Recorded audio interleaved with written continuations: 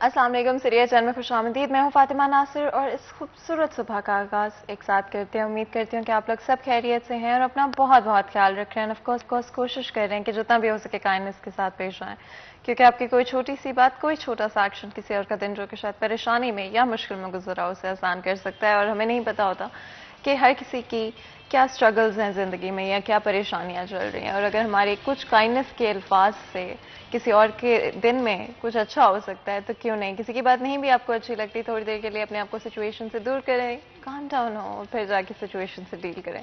Programme का आगाज़ करते हुए सबसे पहले बात करते हैं फैसलाबाद शहर के मौसम की सूरत हाल के हवाले से। अगर मैं बात करूँ ज़्यादा से ज़्यादा टेम्परेचर की, तो आज के रोज़ में 36 डिग्रीज रहेगा। इसी के साथ कम से कम टेम्परेचर 21 डिग्रीज रहेगा। हवा 3 किलोमीटर पर आवर की रफ्तार से चल रही है। यूवी इंडेक्स 4 है, जो कि कलेक्टिवली पिछले कुछ महीनों में जो हमें देखने को मिली है उससे ज़्यादा है। अगर आप 4 बजे तक कहीं भी जा रहे हैं तो लाजमी तौर पे सन प्रोटेक्शन का इस्तेमाल करें। विजिबिलिटी 1 किलोमीटर है। ऑफकोर्स नॉर्मल विजिबिलिटी है। हल्की सी स्मोक की वजह से आपको पता है कि ये हमारी इन्वायरमेंट इतनी ख़राब हो चुकी है कि थोड़ी सी बिल्कुल विजिबिलिटी इम्पैक्ट हो रही है। और अगले 10 दिन में बारिश के एज ऑफ नाउ कोई इम्कानात नहीं है। साथ ही साथ आपको पता है कि हम हर दिन का आगाज़ एक पॉजिटिव मैसेज, एक पॉजिटिव सोच के साथ करते हैं। एक दिन एक नेकी में मुफ्ती अहमद अली हमारे साथ मौजूद हैं, चलते हैं उनके पास।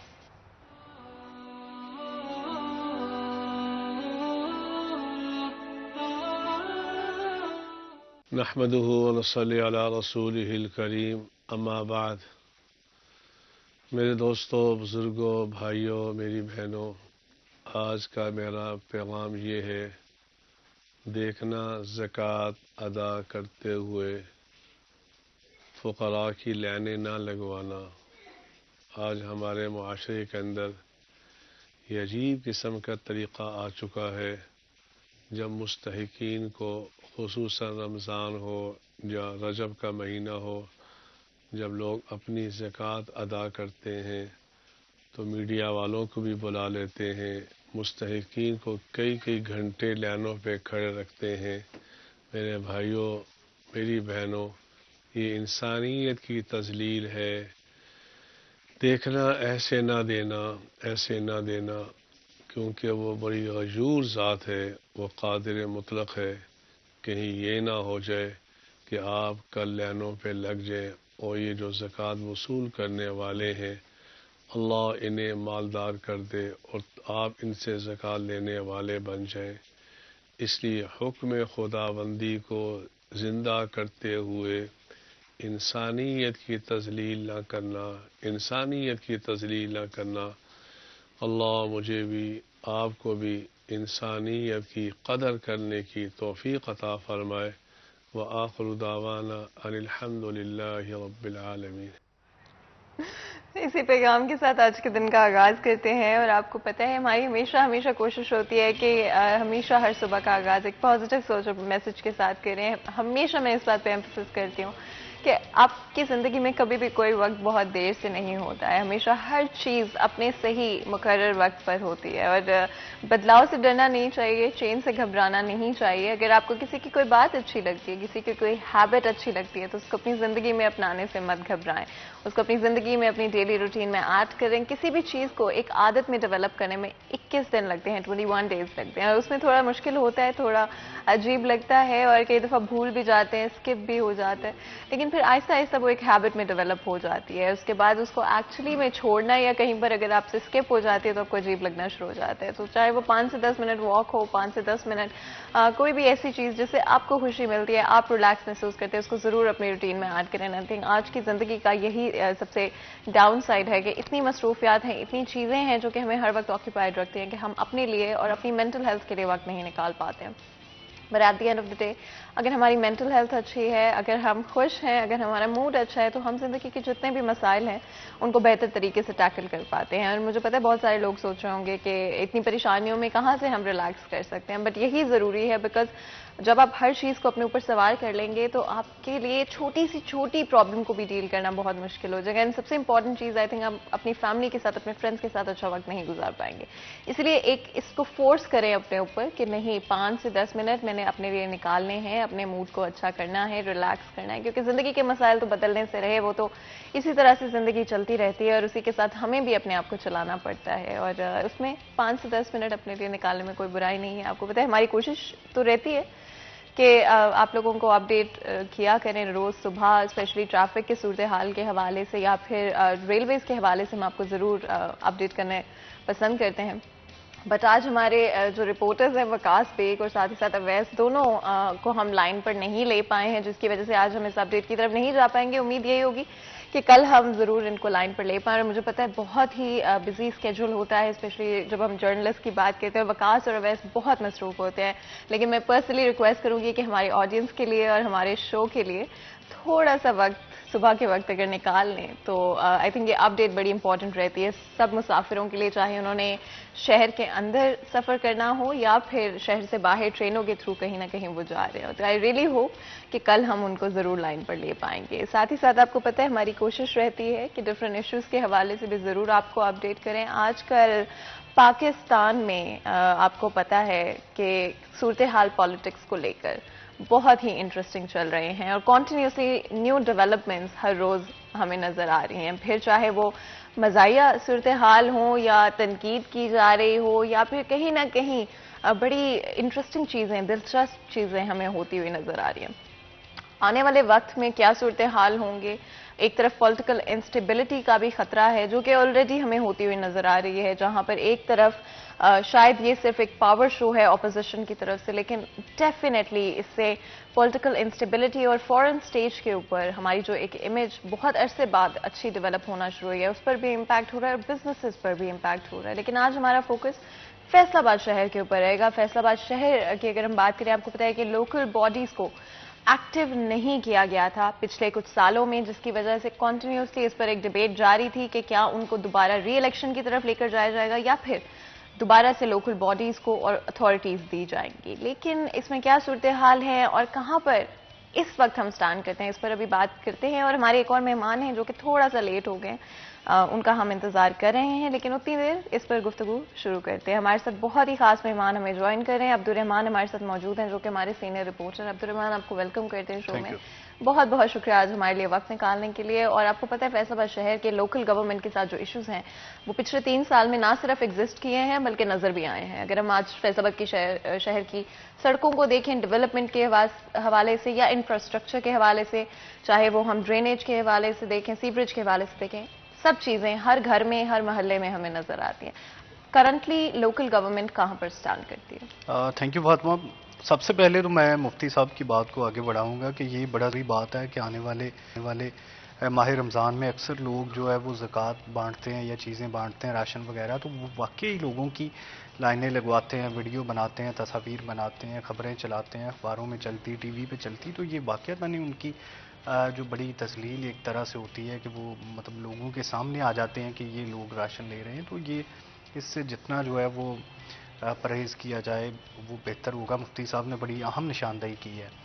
तो दूसरा, लोकल गवर्नमेंट के हवाले से जो अभी ताज़ा डेवलपमेंट हुई है कि यहाँ पर जो आज़ाद उम्मीदवार इलेक्शन लड़ना चाहते हैं उनके लिए थोड़ी सी पाबंदियाँ इंट्रोड्यूस करवाई गई हैं। इलेक्शन कमीशन ऑफ पाकिस्तान की जानिब से मुकामी हुकूमतों के इंतखाबात में फोकस किया जा रहा है कि लोग पार्टी के ज़रिए इलेक्शन लड़ें। तो उसमें अभी जो भी कोई आज़ाद दड़े के तौर पर अपने आप को रजिस्टर्ड करवाना चाहता है तो उसके लिए पाबंदी होगी कि वो 24 मार्च से 28 मार्च के दरमियान अपने आप को बतौर एक ग्रुप रजिस्टर्ड करे, अदरवाइज़ फिर वो आज़ाद हैसियत में इलेक्शन नहीं लड़ सकेगा। क्योंकि इसमें माजी में ये देखने में आता था कि कुछ पार्टीज़ के लोग होते थे और बाकी तमाम लोग आज़ाद उम्मीदवार के तौर पर हिस्सा लेते थे। तो इस बार ये पाबंदी आयद की गई है। इसमें मैं इसकी डिटेल बता दूँ। एक इसमें चेयरमैन होगा, वाइस चेयरमैन होगा जो नेबरहुड कौंसिल में, फिर उसके साथ 5 जनरल काउंसलर्स होंगे, 2 ख़वातीन, एक यूथ, एक जो यहाँ पर अक़लियत वाला होगा, एक लेबर होगा या गाँव देहात में फार्मर होगा। तो ये 12 बंदों का पैनल उसने पहले रजिस्टर्ड करवाना होगा और उनकी फ़ीस 12,000 रुपया होगी। इलेक्शन कमीशन में ये रजिस्टर्ड होगा 24 मार्च से 28 मार्च के दरमियान में। उसके बाद जो फर्स्ट फेज़ के इंतखाबात है 17 अजला में वो होने जा रहे हैं मई में, और जो दूसरे फेज़ के इंतखाबात हैं वो होंगे तकरीबन, एक्सपेक्टेड है कि वो शायद अगस्त में हों। फैसलाबाद समेत जितने भी ज़िला 19 बाकी बच गए हैं।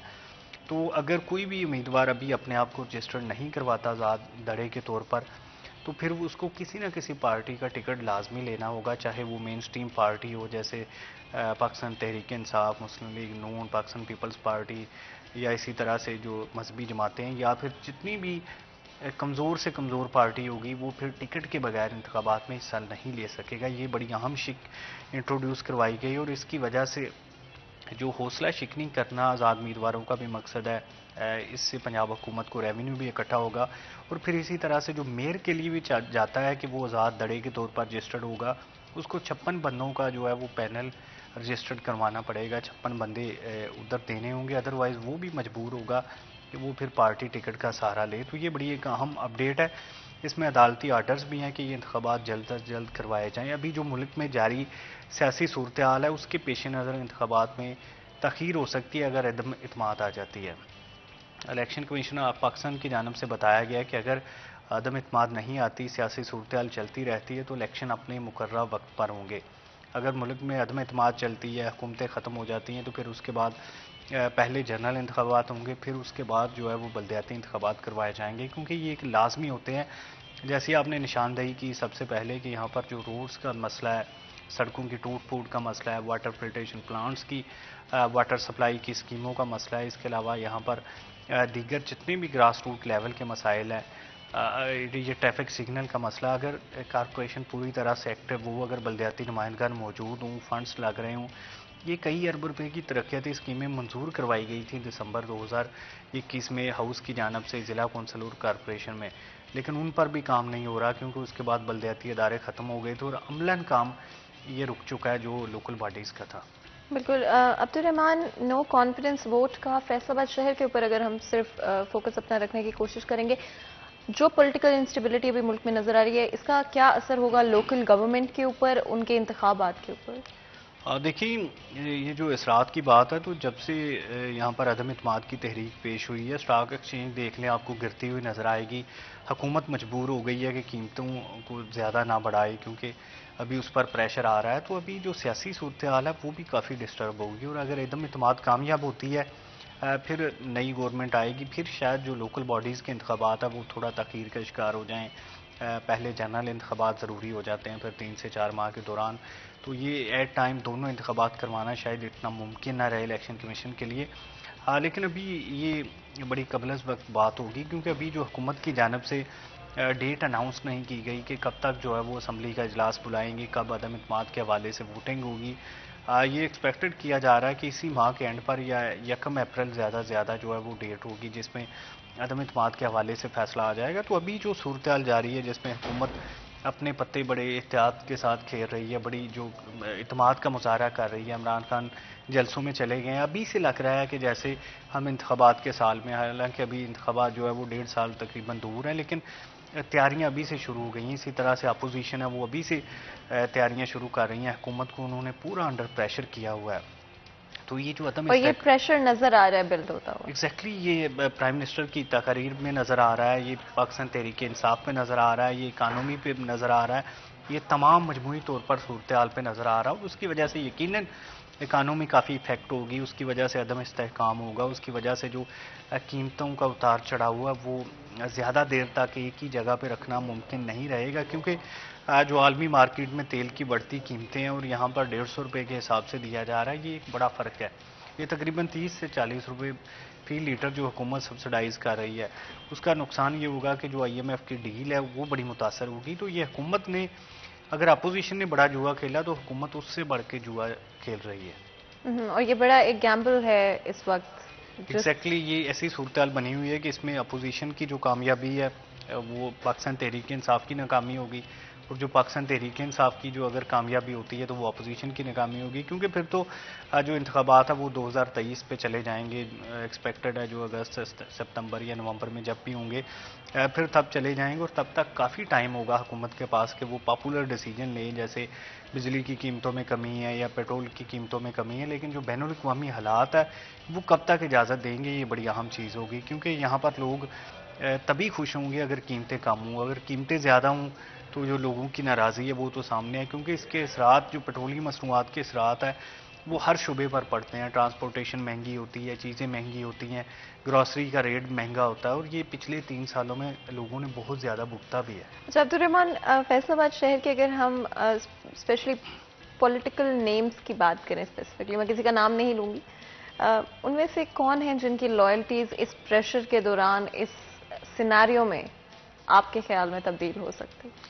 देखिए, राजा रियाज अहमद साहब जो है वो MNA पाकिस्तान तहरीक इंसाफ के, वो शुरू दिन से ही अपनी रिजर्वेशन रखते हैं।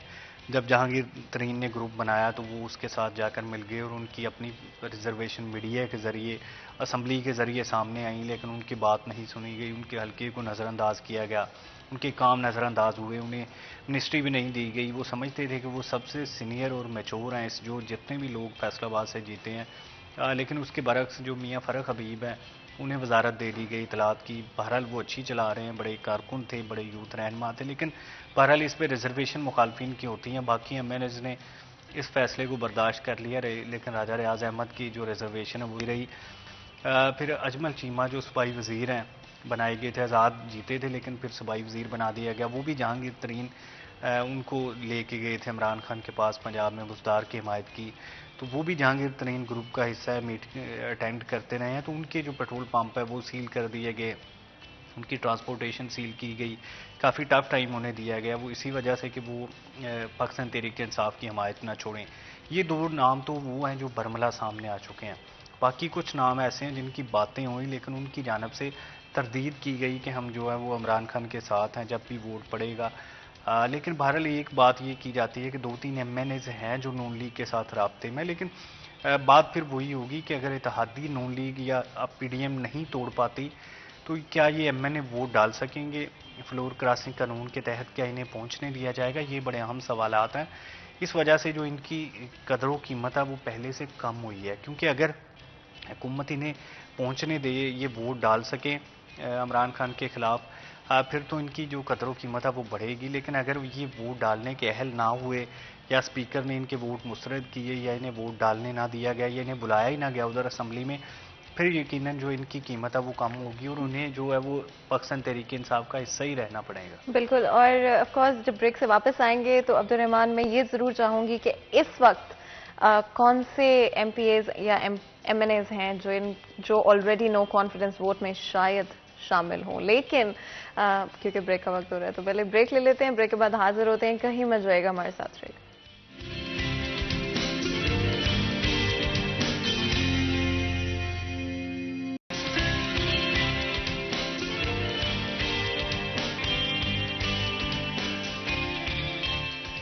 Welcome back. सिटी एट 10 में एक दफ़ा फिर आपको खुशामदीद कहते हैं। आपको पता है कि ब्रेक में जाने से पहले हमारा डिस्कशन जो है वो काफ़ी स्ट्रेसफुल सूरत हाल के हवाले से था। And like I said before कि हमेशा अपने आप को प्रायोरिटाइज करने पे मैं एम्फोसिस करती हूँ, और हमेशा हमारी कोशिश होती है कि आप लोगों के साथ अच्छे प्रोडक्ट्स के बारे में ज़रूर हम शेयर करें। और मॉइस्चर के हवाले से अगर मैं बात करूँ तो खालिस गन्ने के रस से इसको तैयार किया जाता है, 100% प्योर और नेचुरल है, और हाइजीन का खास ख्याल रखा गया है। और अगर आप लोग मेरी तरह हैं जो कि थोड़ा सा जर्मोफोबिक फील करते हैं अपनी एनवायरनमेंट के अंदर, तो I think moisture is for you guys. और स्पेशली हम जब अपने ओवरऑल दिन की बात करते हैं, हमारी रूटीन बहुत मसरूफ़ होती है और वक्त किसी के पास भी ज़्यादा नहीं होता है, और कई दफ़ा आपके एनर्जी लेवल्स डाउन होने लग जाते हैं और आपको होता है कि जल्दी से जो है कहीं ना कहीं से अगर आप कोई स्नैक ढूंढ कर खा सकते हैं तो उसको लाजमी खा सकते हो। और मॉइस्चर इस वक्त काफ़ी हेल्पफुल रहता है, जस्ट बिकॉज इसकी पैकेजिंग इतनी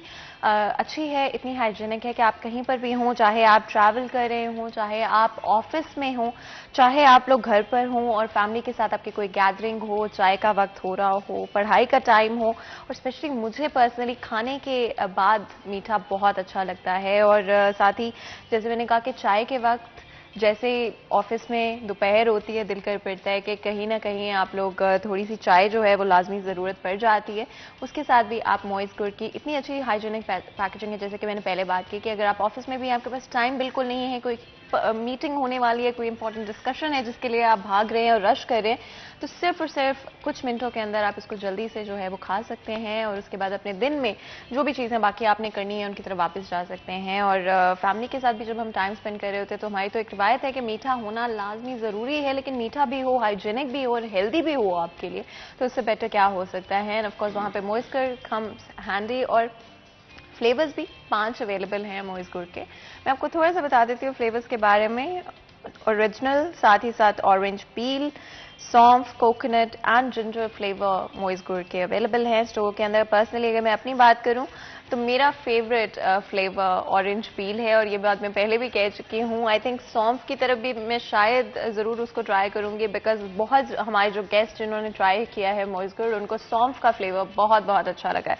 तो इसे आप लोग भी ट्राई कर सकते हैं और देख सकते हैं कि आप लोगों का अपना पर्सनल फेवरेट फ्लेवर कौन सा है। साथ ही अगर मैं ओवरऑल हेल्थ बेनिफिट्स की बात करूँ तो डाइजेशन के हवाले से काफ़ी अच्छा रहता है। इसलिए मैंने कहा कि चाहे वो पढ़ाई का टाइम हो, खाने का टाइम हो, खाने के बाद आप चाय पी रहे हों, तो मोइज गुड़ से ना सिर्फ आपकी इम्यूनिटी बूस्ट होती है और आई डोंट नो, लेकिन अगर आप लोगों को भी अपनी स्किन की बहुत परवाह है और आप लोगों को होता है कि स्किन हमेशा ग्लोइंग होनी चाहिए, तो इसके अंदर एंटीऑक्सीडेंट इंग्रेडिएंट्स भी मौजूद हैं जिससे आपकी स्किन थोड़ी ग्लो करेगी और ओवरऑल जो हमारी स्किन डैमेज हो जाती है ओवर टाइम, उसके लिहाज से भी काफ़ी अच्छा रहेगा। लॉन्ग लास्टिंग एनर्जी भी is one of the properties जो कि आपको मोइज गुड़ खाने से मिल सकती है। और हमारे दिन इतने मसरूफ होते हैं कि अगर एक चीज़ की उसमें हमें लाजमी ज़रूरत होती है वो एनर्जी की होती है और वही हमारे पास ख़त्म होना शुरू हो जाती है। स्पेशली जब दोपहर का वक्त होता है तो थोड़ा थोड़ा हर कोई थकना शुरू हो जाता है, लेकिन आप अपनी लंच ब्रेक के अंदर इसको क्विकली खा सकते हैं। अगर आप कहीं ट्रैवल कर रहे हैं तो ड्राइव करते हुए काफ़ी थक जाते हैं, उस दौरान भी अगर आप चाहते हैं तो क्विकली स्नैक को एज अ बाइट यूज़ करते हुए आप इसको खा सकते हैं। और डेफिनेटली आई थिंक ओवरऑल अगर हम बात करें तो जैसे मैंने कहा कि ऑरेंज पील मेरा पर्सनल फेवरेट फ्लेवर है, लेकिन आप लोगों का क्या फ्लेवर है जो फेवरेट है वो आपने खुद डिसाइड करना है। और हमारे जो गेस्ट होते हैं वो हमेशा बड़े मज़े मज़े की रिकमेंडेशंस देते हैं मुझे, तो आज मैं डेफिनेटली सौंफ फ्लेवर को ट्राई करने वाली हूँ, बिकॉज पहले 2-3 दफ़ा आई थिंक मुझे बहुत अच्छा लगा था ऑरेंज पील और मुझे सिट्रसी फ्लेवर्स बहुत अच्छे लगते हैं, इसी वजह से I definitely loved it the most. लेकिन आज मैंने जैसे कहा कि मैं अब सौंफ फ्लेवर जो है वो ट्राई करूंगी। और हमारे क्योंकि गेस्ट भी हमारे साथ मौजूद हैं तो देखते हैं कि आज हमारे गेस्ट की क्या रिकमेंडेशन होगी और उनके फेवरेट फ्लेवर्स आज के लिए क्या होंगे। तो मैं जल्दी से एक तो पहले मैं खुद ले लेती हूँ। तो देख लें जी, मैंने सौंफ फ्लेवर जो है ऑलरेडी पिक आउट कर लिया। जैसे मैंने कहा कि पर्सनली मुझे हाइजीनिक और जर्मोफोबिक थोड़ा सा महसूस होता है, इस वजह से जहाँ पर आपकी पैकेजिंग आपको अच्छी मिल रही हो और तो वहाँ पे काफ़ी आपके लिए बेनिफिशियल रहता है। स्पेशली जब आप घर से बाहर होते हैं, आपके पास टाइम नहीं होता है हैंड वॉश करने का, या आप जहाँ पर भी हैं वहाँ पर आपके पास नहीं है इतना फैसिलिटीज़ मौजूद नहीं है, चाहे आप ड्राइव करें कहीं पर भी मौजूद है, तो वहाँ पे आपके लिए काफ़ी आसानी हो जाती है अगर आपके पास हाइजीनिक पैकेजिंग मौजूद हो। तो आई थिंक सबसे ज़्यादा मुझे जो मोइज गुड़ की बात अच्छी लगती है वो यही है कि इनकी पैकेजिंग बहुत बहुत अच्छी है और आप बड़े आराम से कहीं पर भी हों आपको टेंशन नहीं लेनी पड़ेगी। इवन आपके हैंड बैग के अंदर ये बड़े आराम से फिट हो सकता है। तो मैं अब अपने गेस्ट को भी ऑफर कर देती हूँ और साथ ही अगर आप अब्दुर्रहमान को भी ये पास ऑन कर दें। Thank you. तो जी अब्दुर्रहमान, आप कौन सा फ्लेवर पिक आउट कर रहे हैं? मुझे पता है अब्दुर्रहमान लास्ट टाइम मुझे सौंफ फ्लेवर रेकमेंड किया था। अभी ओरिजिनल आज आप ओरिजिनल ट्राई करें। आपने कौन सा फ्लेवर? मैंने जो select किया ये ऑरेंज फ्लेवर है। ऑरेंज पील ये मेरा फेवरेट फ्लेवर है, लेकिन आज क्योंकि मुझे बहुत दफ़ा हमारे गेस्ट ने कहा कि आप लाजमी सौंफ ट्राई करें, तो इसलिए आज मैंने सौंफ फ्लेवर पिक किया है। और डेफिनेटली आई थिंक जब बहुत सारे लोग आपको कोई चीज़ रेकमेंड कर रहे होते हैं उसे ट्राई ज़रूर करना चाहिए, देखना चाहिए। लेकिन जैसे मैंने कहा कि मेरे पर्सनल फेवरेट हमेशा सिट्रसी फ्लेवर्स रहते हैं। स्पेशली आज की दुनिया में इतनी प्रोसेस्ड फूड हमारे सामने मौजूद होती हैं कि वहाँ पर अगर आपको ऑर्गेनिक कोई चीज़ मिल रही हो जिसके अंदर आपको खालिस चीज़ें और इंग्रेडिएंट्स मौजूद हों, तो आई थिंक हमेशा उसको प्रेफर करना चाहिए ओवर एनीथिंग एल्स। एंड कहीं पर भी जब प्रोसेस्ड चीज़ें आ जाती हैं तो आई थिंक वो आपके हेल्थ के लिए अच्छी नहीं होती हैं। इसी वजह से मोइज गुड़ की ये बहुत अच्छी बात है कि ये 100% प्योर एंड नेचुरल इंग्रेडिएंट से तैयार किया गया है। एंड साथ ही साथ आपके हेल्थ बेनिफिट्स, जिस तरह से मैंने पहले भी बात की, चाहे वो डाइजेशन के हवाले से हो, इम्यूनिटी बूस्ट करने के हवाले से हो, या एंटीऑक्सीडेंट प्रॉपर्टीज़ के हवाले से हो। और कौन नहीं चाहता है कि आज की दुनिया में आपकी डाइट आई थिंक स्पेशली शुरू की पहला स्टेप होता है अगर आप एक हेल्दी लाइफ की तरफ जाना चाहते हैं, एक healthy body and healthy mind की तरफ जाना चाहते हैं, तो I think that is always the first step कि अपनी डाइट के ऊपर फोकस करें और अपनी डाइट को इम्प्रूव करने की कोशिश करें। बड़ा मैटर करता है कि स्नैक टाइम के ऊपर आई थिंक हम सब भूल जाते हैं और उस टाइम पे हमें सिर्फ होता है कि नहीं नहीं बस जो हमारे सामने आ रहा है, जो मीठा है वो हम खाना शुरू करते हैं। तो आई थिंक बड़े आराम से और ध्यान से चूज़ करना चाहिए कि हम स्नैक्स के तौर पे भी कौन सी जो चीज़ें हैं उनको इस्तेमाल कर रहे हैं। तो इसका मतलब ये नहीं होता कि कम्प्लीटली जो है भूल ही जाएं अपनी सेहत को, इसलिए हेल्दी स्नैक्स को लाजमी प्रेफर करना चाहिए। तो खैर आप लोग साथ साथ हमारे जो ये मॉइज़ गुड़ है इसको एंजॉय कर सकते हैं, लेकिन क्योंकि आपको पता है कि वर्क गोज ऑन, तो हम साथ ही अपनी डिस्कशन की तरफ भी वापस आ जाते हैं। और जैसे कि मैंने पहले कहा था कि कोई भी वक्त दो, आप कुछ भी कर रहे हैं बड़े आराम से आप मॉइज़ गुड़ को साथ साथ एंजॉय कर सकते हैं और वही हम लोग करने वाले हैं और अपने डिस्कशन की तरफ भी वापस आ जाते हैं। ब्रेक में जाने से पहले मैं बात कर रही थी कि पॉलिटिकल सिनारियोज बड़ा ही आजकल तब्दील हो रहे हैं दिन ब दिन, कोई समझ नहीं आ रहा कि चीज़ें किस डायरेक्शन में आगे चलते हुए जाएंगी। हमें इस डिस्कशन में, जैसे कि आप लोगों ने पहले देख ही लिया है, अब एक और मेहमान भी हमें ज्वाइन कर रहे हैं, तो मैं जल्दी से आपका इंट्रोडक्शन करा देती हूँ। सईद अनवर साहब अब हमारे साथ मौजूद हैं, जो कि साबिक डायरेक्टर लोकल गवर्नमेंट हैं। आपको वेलकम करते हैं शो में। बहुत बहुत शुक्रिया आज हमें ज्वाइन करने के लिए। बहुत ही नॉलेज है इनकी, स्पेशली लोकल गवर्नमेंट को लेकर और डिफरेंट, चाहे हम पाकिस्तान की हिस्ट्री की बात करें या फिर हम ओवरऑल ग्लोबली किस तरह से लोकल गवर्नमेंट्स वर्क करती हैं और पाकिस्तान में किस तरह से करती हैं उसकी बात करें। आई थिंक बड़ा इंटरेस्टिंग एस्पेक्ट है जिसकी तरफ हम जरूर आएंगे। अब्दुर्रहमान, ब्रेक में जाने से पहले मैंने आपसे एक बड़ा इंपॉर्टेंट सवाल किया था, कौन सी लॉयल्टीज ऑफ कोर्स तब्दील होंगी, क्या इसमें कहीं पर करप्शन के चांसेस मौजूद हैं, स्पेशली नो कॉन्फिडेंस वोट को लेकर? और फातिमा, इसमें करप्शन सच नहीं कह सकते, लेकिन जो सियासतदान हैं उनके मफादात जुड़े होते हैं। ये बेसिकली मफादात की गेम होती है। इसमें मुख्तलिफ जो उनके फ़ायदे नज़र आ रहे होते हैं कि अगर गवर्नमेंट तब्दील होती है तो उन्हें क्या बेनिफिट्स होंगी। इस वक्त पंजाब में स्पेशली मुस्लिम लीग नून के टिकट की बड़ी वैल्यू है कि अगर अगले इंतखाबात में नून लीग का टिकट जिसे मिल जाता है उसकी जीत काफ़ी हद तक बेहतर हो जाएगी, वो इलेक्शन जीत सकता है। पाकिस्तान तहरीक इंसाफ का टिकट उस हद तक मौसर नहीं रहा, क्योंकि इनका जो पीक टाइम था, इनका सबसे बेहतर टाइम था वो 2018 में था, जहां पर जीत के इन्होंने हुकूमतें बनाई। तो अब अगर जो MNAs मायूस हैं, मायूसी का शिकार हैं और उनकी ये ख्वाहिश है कि वो आगे भी MNA बने और उनके लिए पार्टी तब्दील करना कोई इतना बड़ा मसला ना हो, तो फिर वो उनकी ख्वाहिश है कि वो नून लीग को वोट दें या प्राइम मिनिस्टर को हटाएं और उसके बदले में जो नून लीग का टिकट है वो पक्का करें। अच्छा अब्दुर्रहमान, ये बहुत ही इंटरेस्टिंग सिनेरियोज हैं जो कि हमें हर दिन डेवलप होते हुए नजर आ रहे हैं। सईद साहब, आपकी बहुत नॉलेज है इस सब्जेक्ट के ऊपर। इस वक्त लोकल गवर्नमेंट में लॉयल्टीज बदलती हुई नजर आ रही हैं, आपके क्या एनालिसिस हैं इस पर? देखिए, बुनियादी तौर पर जो लोकल गवर्नमेंट सिस्टम है वो हमारा जो मेन पॉलिटिकल सिस्टम है उसी अम्ब्रेला के अंडर काम कर रहा होता है। तो उसमें देखना ये होता है कि जो हुकूमत में गवर्नमेंट होती है अल्टीमेटली उसके पास वसाइल का इख्तियार होता है, तो वो उन लोगों को बेहतर तरीके पे ऑर्गेनाइज कर सकती है। लेकिन उसके साथ साथ एक और होता है कि जो एक सर्विंग गवर्नमेंट होती है 2-3 साल गुजारने के बाद उसके पास एक लेगेसी ऐसी आ जाती है, उसके कंधों पे ऐसा बोझ आ जाता है नॉन डिलीवरेंस का, जिसकी वजह से उसके जो लोकल गवर्नमेंट के जो लोग हैं वो उसे नाराज होना भी शुरू हो जाते हैं। तो ये एक बड़ी डबल एज स्वॉर्ड है, दो-धारी तलवार ऐसी है कि इस पर इनको बड़ी एहतियात से चलना पड़ता है। तो लेकिन बुनियादी तौर पर जो हुकूमत इक़्तिदार में होती है तो पाकिस्तान में नॉर्मली यही समझा जाता है कि वो बल्दियाती इलेक्शन वही विन करेगी। लेकिन जैसे मैंने कहा है कि अगर उनकी नॉन डिलीवरेंस के हवाले से मायूसी अवाम में ज़्यादा हो, जैसे अब की सूरत हाल है, जैसे इसमें महंगाई ने एक अजीब सा माहौल पैदा कर दिया है। नो डाउट इसमें बहुत सारी चीज़ें इंटरनेशनल असरात के साथ यहाँ पे पाकिस्तान में आई हैं, लेकिन लोग यही समझते हैं कि ये मिसमैनेजमेंट है इस गवर्नमेंट की कि ये महंगाई को कंट्रोल नहीं कर सकती। अच्छा, यहाँ पर जो आपने खुद मेंशन किया कि ज़्यादा इंटरनेशनल प्राइसेस का रोल है, इस गवर्नमेंट की तरफ से स्पेशली बाइंग पावर को स्टेबलाइज करने की कोशिश क्यों नहीं की गई? देखिए, मैं अर्ज यही करता हूं कि गवर्नमेंट की कुछ पॉलिसीज ऐसी होती हैं कि हमने बहुत सारी चीज़ें जो हम अपने मुल्क में प्रोड्यूस कर सकते थे उनको भी हमने इंपोर्ट करना शुरू कर दिया। जैसे कि एक ज़री मुल्क के तौर पे पाकिस्तान का एक नाम था एक बार ज़माने में, अब हम ज़री अजनास तक भी दरामद कर रहे हैं, बरामद करने की बजाय दरामद कर रहे हैं।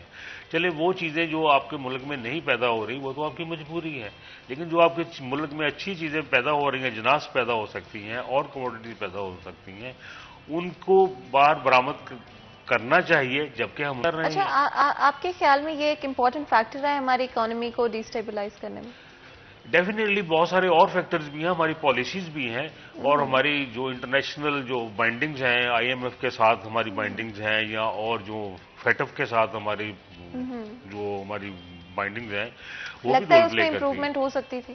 जी, कुछ हद तक इम्प्रूवमेंट हो सकती थी। अच्छा। जो लोकल लेवल पे आप बहुत सारी चीजें प्रोड्यूस कर रहे हैं, उसकी कीमतों को कंट्रोल किया जा सकता बिल्कुल, है। और जब ब्रेक से वापस आएंगे तो मजीद भी बात करेंगे। यहाँ पर ब्रेक लेते हैं, कहीं मत जाइएगा, हमारे साथ रहिएगा।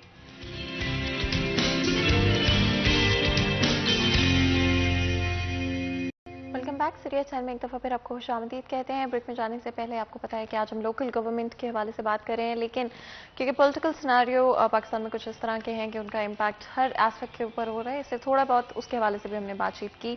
अपने डिस्कशन को आगे बढ़ाते हुए स्पेशली लोकल गवर्नमेंट की अगर हम बात करें तो दुनिया से कंपेयर करते हुए पाकिस्तान की लोकल गवर्नमेंट कहाँ पर फेल कर रही है और कहाँ पर हम अच्छा कर रहे हैं? अगर ये देखा जाए कि सारी दुनिया में जो लोकल गवर्नमेंट सिस्टम परफॉर्म कर रहा है और पाकिस्तान का कंपैरिजन किया जाए, तो हमें इंतहाई मायूसी होती है कि सारी दुनिया में उन्होंने लोकल गवर्नमेंट सिस्टम जब शुरू किया है तो वो एक ट्रैक पे चलता रहा है और कंसिस्टेंसी रही है, उसमें बेहतरी आती रही है। जबकि पाकिस्तान में तो ये होता रहा है कि हर 5-10 साल के बाद वो पूरे सिस्टम को रोल बैक करके एक नया सिस्टम इंट्रोड्यूस करवा दिया गया है। जबकि होना ये चाहिए था कि जो पुराने सिस्टम की जो खूबियां हैं आप उनको साथ लें और जो उसकी खामियां उनको दुरुस्त करें और एक बेहतर निज़ाम बनाएं, उसका एक एवोल्यूशनरी जो प्रोसेस है वो कंप्लीट हो, एक मंतकी अंजाम की तरफ बढ़े। लेकिन पाकिस्तान में हमने देखा है कि हुकूमतों की पसंद और नापसंद जो है वो बहुत बड़ा मैटर करती है, और बदकिस्मती भी पाकिस्तान में यही है कि देखा ये गया है कि जब कोई फौजी डिक्टेटर या नॉन इलेक्टिव गवर्नमेंट पाकिस्तान में आई है तो उन्होंने बेहतर लोकल गवर्नमेंट सिस्टम दिया है और उसको अच्छे अंदाज में चलाया भी है। जबकि ये जिम्मेदारी तो जमहूरी हुकूमतों की है, जो डेमोक्रेटिक गवर्नमेंट्स हैं वो इन इदारों को बेहतर अंदाज में चलाएं। ये फेल क्यों हुई? जो इलेक्टेड गवर्नमेंट्स रही हैं वो क्यों ये नहीं कर पाए? उसमें बुनियादी तौर पर एक जो वो सेंस ऑफ ऑनरशिप होती है इन इदारों की, वो उनमें नहीं रही। वो पहले भी एक प्रोग्राम में मैं आपसे बात कर चुका हूं कि बुनियादी तौर पर तो होता जो है कि जो आदमी जिस बुनियाद से उठ के ऊपर जाता है उसको चाहिए ये इन नर्सरियों को मजबूत करने का बायस बने, जबकि वही इन पर वो खुद कुछ हमलावर की तरह इन पे हमले कर देता है। जब वही बंदा यहाँ से उठ के एमपीए या एमएनए या सेनेटर बन जाता है तो वो इन इदारों का सबसे बड़ा मुखालिफ वही बन जाता है। वो इनको इख्तियारात ना देने की ज़्यादा कोशिश करता है क्योंकि वो चाहता है वो उन सारे इख्तियारात को उस पोजीशन पे रह के भी वही होल्ड करे ताकि लोगों से उसका राब्ता ज़्यादा मजबूत रहे, वो चैनल ना बन सके। ज़ातियात जो हैं वो ज़्यादा अहम हो जाती हैं और प्रोसेसेस जो हैं वो पीछे चले जाते हैं, जिसकी वजह से ये हमें ये पाकिस्तान में ये देखने को मिला है। अगर हम आज़ाद कैंडिडेट्स की बात करें जी, करंटली क्या रजिस्ट्रेशन प्रोसेस है? बिकॉज अब्दुर्रहमान ने थोड़ा सा बताया भी इस हवाले से, और ये स्टेप क्यों लिया गया है, ये रजिस्ट्रेशन का क्लॉज, और स्पेसिफिकली 2 से 4 दिनों के अंदर इसको कंप्लीट करना, इसके पीछे क्या वजह? इसमें अगर देखा जाए तो वो जो पहली बात है कोई ख़ास फ़र्क नहीं पड़ा कि आपने किसी को आज़ाद हैसियत में इलेक्शन लड़ने की सहूलत नहीं दे रहे। आपका जो एक्ट है वो यही कहता है कि पार्टी बेसिस पे इलेक्शन होंगे। अब आपने देखा है कि बाज़ का तो पार्टी में एक इलाके में एक से ज़्यादा उम्मीदवार होते हैं तो पार्टियों के लिए मुश्किल हो जाता है कि वो किसी एक उम्मीदवार को दे के बाकियों को नाराज़ कर ले। तो वो उनके लिए अगर हमने ये वेन्यू ओपन किया है इन्होंने कि अगर वो उसके अलावा भी इलेक्शन लड़ना चाहता है तो वो अपना इलेक्टोरल ग्रुप बनाए, लेकिन वो बात वहीं पे आगे रुक जाती है कि ये किसी को आज़ादाना हैसियत में इलेक्शन लड़ने की इजाज़त ना देने के बराबर है, क्योंकि जब उसको इलेक्टोरल ग्रुप बनाना पड़ेगा तो जिस लोकल गवर्नमेंट में वो इलेक्शन लड़ने जा रहा है उसकी तमाम मखसूस नशिस्तों समेत तमाम नशिस्तों के बराबर उसके पास मेंबरान होने चाहिए। अब उसमें मेंबरान भी कम होंगे तो उनको वो शराइत में पूरा नहीं उतरता।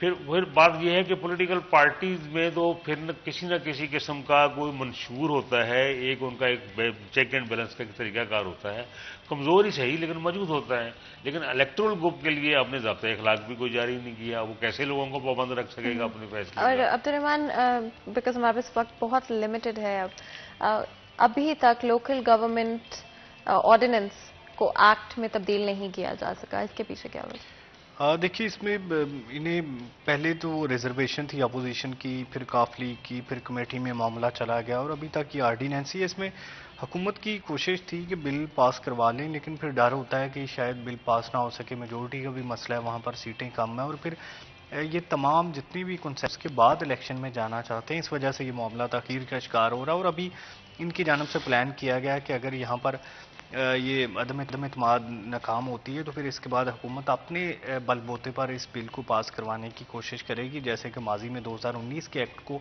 कामयाब करवाया गया। और अब जो कंसेंसस अपोजिशन के साथ बिल्डअप किए जा रहे थे उससे हुकूमत पीछे हट जाएगी और उम्मीद है कि जब भी पंजाब असम्बली का इजलास होगा उसमें ये बिल मंजूर करवा लिया जाएगा, क्योंकि अभी जो मई में इंतखाबात हैं ये पहले मरहले में होने जा रहे हैं 17 अजला में, और अगर ये नहीं बिल बनाया जाता, अगर आर्डीनेंस ही रहता है और दूसरी बार आर्डीनेंस फिर जब एक्सपायर हो जाता है तो वो तमाम चीज़ें जो है वो ख़त्म हो जाती हैं। तो ये हुकूमत चाह रही है कि असम्बली के अगले इजलास में इसे मंजूर करवा बिल्कुल, बहुत बहुत शुक्रिया आप दोनों का आज हमें ज्वाइन करने के लिए। यहाँ पर ब्रेक लेंगे, ब्रेक के बाद हाजिर होंगे। कहीं मत जाएगा हमारे साथ रहेगा।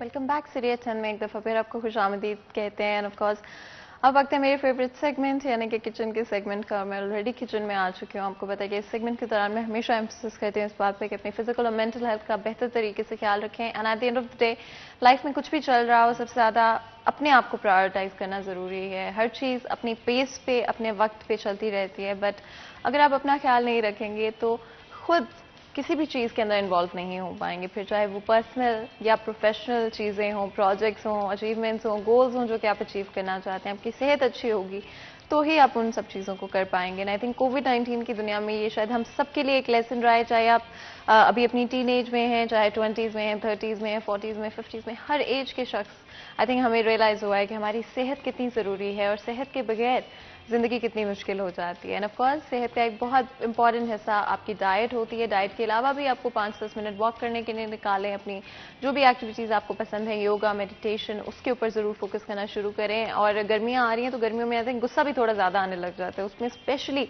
आई थिंक मेडिटेशन बहुत हेल्प करती है या फिजिकल वर्कआउट बहुत हेल्प करता है। साथ ही साथ जैसे मैंने कहा कि डाइट बड़ा इंपॉर्टेंट रोल प्ले करती है। किसी भी डिश को प्रिपेयर करने में कुकिंग ऑयल का बहुत इंपॉर्टेंट किरदार होता है और सही कुकिंग ऑयल का इंतखाब करना बहुत ज़रूरी है। इसलिए अगर मैं सलवा के हवाले से बात करूं तो सलवा बनाने वालों का ये दावा है कि 100% वेजिटेबल्स ऑयल से इसे तैयार किया जाता है। सलवा बनाने वालों का ये भी दावा है कि पाम, कनोला, सोयाबीन और कॉटन सीड ऑयल का इसमें इस्तेमाल किया गया है। Vitamin A and vitamin D का परफेक्ट ब्लेंड इसके अंदर मौजूद है। साथ ही साथ ओमेगा भी इसके अंदर मौजूद है, जो कि आपको पता है कि आपकी सेहत के लिए बहुत बहुत इंपॉर्टेंट एक रिक्वायरमेंट और नीड होती है। जब भी आप किसी रेसिपी को तैयार कर रहे होते हैं, वो चाहे ट्रेडिशनल रेसिपी हो, चाहे कोई मॉडर्न रेसिपी हो जो कि आप एयर फ्रायर में या बेकिंग के थ्रू तैयार कर रहे हैं, सलवा बनाने वालों का ये दावा है कि आप अपनी किसी भी रेसिपी को किसी भी टेक्निक का इस्तेमाल करते हुए प्रिसिजन के साथ बना सकते हैं। अगर आप कुकिंग के शौकीन हैं तो आपको पता है कि प्रिसिजन कितना ज़रूरी होता है। अगर आपकी डिश के सारे इंग्रेडिएंट्स भी सही हों लेकिन प्रिसिजन ना हो तो आपकी डिश उतनी मज़ेदार नहीं बन पाएगी। एंड ऑफ कोर्स कौन नहीं चाहता कि आपकी डिश मज़ेदार भी हो और साथ ही साथ आपकी सेहत के लिए भी अच्छी हो। एंड सलवा बनाने वालों का यही दावा है कि ना तो आपको सेहत पे कॉम्प्रोमाइज़ करना पड़ेगा, ना ही आपको टेस्ट पे कॉम्प्रोमाइज़ करना पड़ेगा। And I think it's a win win situation because आजकल हम लोग सब चाहते हैं कि हम एक अच्छी ऑर्गेनिक डाइट के ऊपर हों और साथ साथ लो इन कैलोरी डाइट भी हो हमारी, ताकि ना तो हमें वेट गेन की टेंशन लेनी पड़े, ना ही हमें और हेल्थ के इश्यूज़ के हवाले से टेंशन लेनी पड़े। सलवा बनाने वालों का ये भी दावा है कि लो इन कैलोरी फूड बड़े आराम से आप मिनटों के अंदर तैयार कर सकते हैं, डिपेंडिंग ऑन कि आपकी रेसिपी कितनी कॉम्प्लिकेटेड है। And of course I know कि जो स्पेशली नए शेफ्स होते हैं, नए जो खाना पकाना सीख रहे होते हैं, उनके लिए काफ़ी ज़रा मुश्किल होता है इसको डेवलप करना। आहिस्ता आहिस्ता ही डेवलप कर पाते हैं, थोड़ा वक्त लग जाता है, लेकिन आहिस्ता आहिस्ता आप डेफिनेटली अपनी कुकिंग स्किल्स को इम्प्रूव करते रह सकते हैं। एंड आई थिंक वक्त बहुत बदल रहा है।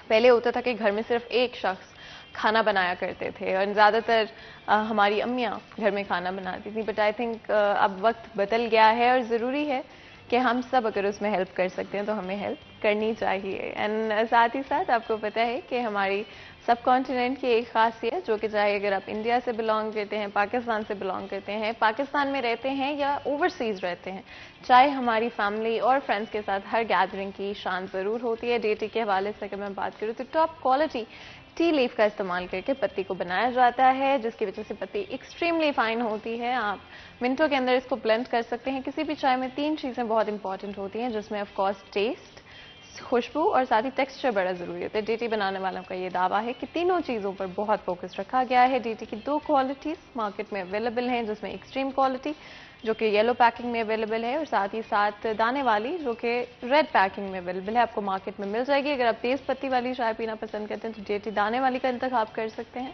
अगर आप थोड़ी सी कम पत्ती वाली चाय पीना पसंद करते हैं तो आप डीटी एक्सट्रीम क्वालिटी का इंतखाब कर सकते हैं। साथ ही साथ ग्रेट वैल्यू पैक भी मार्केट में अवेलेबल है, जिसका मतलब है कि आप सेम प्राइस के अंदर एक्स्ट्रा प्रोडक्ट आपको मिल रहा है। एंड आई थिंक बचत ऑफर्स का ये बहुत होता है, ये बड़े ही अट्रैक्टिव लगते हैं, स्पेशली जैसे ही आप ग्रॉसरी स्टोर में एंटर होते हैं फौरन आपका ध्यान इनकी तरफ जाता है और आप चाहते हैं कि जल्दी से इस रैक की तरफ भागना शुरू कर दें, बिकॉज आई थिंक बचत किसको पसंद नहीं है। और जब भी ग्रॉसरी शॉपिंग करने जाते हैं तो हम कभी भी ग्रॉसरी शॉपिंग ग्रॉसरी पे ख़त्म नहीं होती है। एंड आई थिंक इस पर सबको अग्री करना पड़ेगा कि हमेशा कोई ना कोई ऐसी चीज़ नज़र आ जाती है जो कि खरीदनी, या फिर कोई ऐसी चीज़ जो कि आपने ऑलरेडी पसंद की होती है और आप महीने के एंड का वेट कर रहे होते हैं कि किस तरह से आप पैसे जमा कर पाएँ और जो भी चीज़ आपकी पसंद की है उसको खरीद सकें। तो आई थिंक बचत ऑफर्स बहुत अच्छे थे। डीटी ऑफ कोर्स इस चीज़ को समझते हैं, इसी वजह से ये अमेजिंग सा बचत ऑफर भी है। ग्रॉसरी स्टोर पर जाएं, जाके चेकआउट करें। उतनी देर हम लोग ब्रेक लेते हैं, ब्रेक के बाद हाजिर होते हैं। कहीं मत जाएगा, हमारे साथ रहेगा।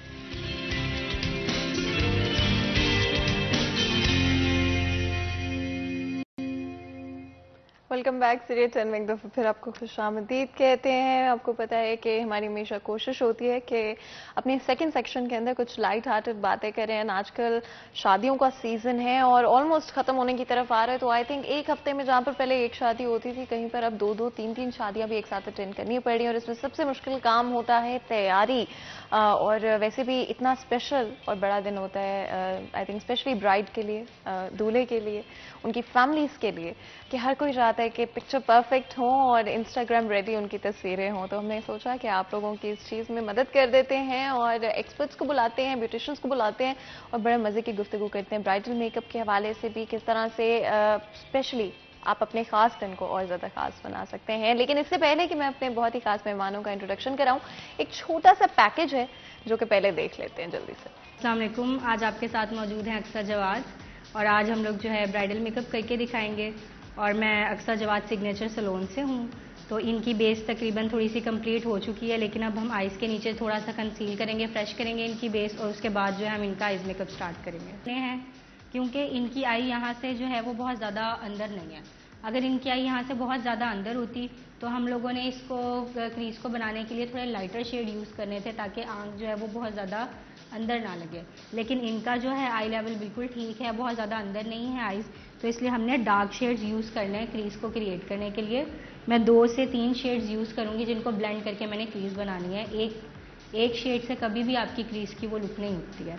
तो सबसे पहले मैं बड़ा छोटा सा ब्रश है जो मैं यूज़ कर रही हूँ डार्क शेड लेने के लिए। तो जो आप लोगों ने देखा, बहुत ही amazing package. And of course हमारे साथ जो आज गेस्ट मौजूद हैं वो ही इस वीडियो में मेकअप कर रहे थे ब्राइड का। इतना खूबसूरत मेकअप और इतनी जल्दी से जो एग्जीक्यूट किया जा सके। ऑफ कोर्स हम उतनी परफेक्शन तो हासिल नहीं कर सकते, लेकिन कुछ इस तरह के टिप्स एंड ट्रिक्स जो कि आप ऑफ कोर्स जब आप एक काम को करते हैं, सीखते हैं, तो जो उनको पता है वो हमें नहीं पता, तो हमने सोचा आपके साथ भी शेयर करते हैं। मैं जल्दी से हमारे गेस्ट का इंट्रोडक्शन आपसे करा देती हूँ। हमारे साथ जी अक्सा जवाद मौजूद हैं, जो कि ब्यूटिशियन हैं और समीना सिंघार से आए हैं। आपको वेलकम करते हैं अक्सा, बहुत बहुत शुक्रिया आज हमें ज्वाइन करने के लिए। साथ ही साथ समीना अख्तर भी हमारे साथ मौजूद हैं जो कि ऑल्सो ब्यूटिशियन हैं और समीना सिंघार से बिलोंग करते हैं। आपको भी वेलकम करते हैं। शुभ, बहुत बहुत शुक्रिया आप दोनों का आज हमें ज्वाइन करने के लिए। और बहुत ही अमेजिंग ये जो पैकेज बिल्कुल छोटा सा था, हमें सिर्फ झलक ही मिली आप लोगों के टैलेंट की, लेकिन आजकल ब्राइडल मेकअप बड़ा कॉम्प्लिकेटेड हो गया और नए ट्रेंड्स रोज आ रहे हैं और कई दफ़ा आपके पास लोग तस्वीरें भी लेकर आते हों कि भाई बिल्कुल इस तरह की हमें लुक चाहिए।